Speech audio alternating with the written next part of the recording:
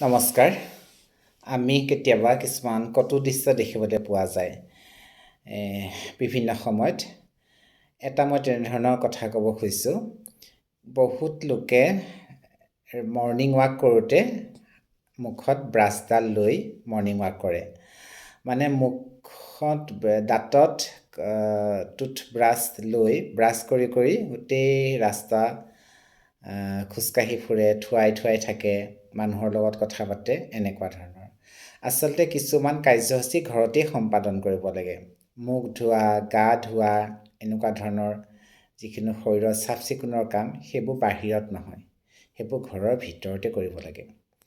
আৰু পুৱা শুই উঠি পানী খাব লাগে।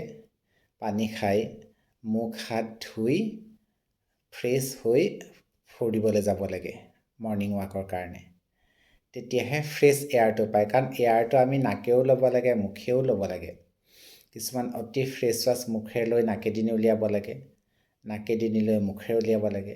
আপুনি যদি ব্ৰাছ কৰি গৈ থাকে, সেইটো কৰিব নোৱাৰে। আৰু থু খেকা পেলাই থকাটো উচিত নহয়, আৰু মানুহৰ এইখিনি দেখাটো উচিত নহয়। আৰু দাঁতৰ টুথপেষ্ট কম সময়ৰ কাৰণে লগাব লাগে।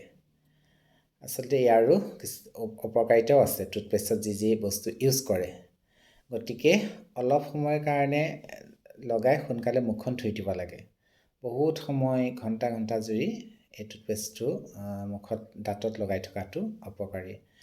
আমাৰ আগতে কি হ'ল, টুথপেষ্ট নাথাকোঁতে দাঁতোন মাৰিয়ে দাঁত ঘঁহাইছিল। এইবোৰৰ বহুত উপকাৰিতা আছে। ধন্যবাদ। হৰি ওম।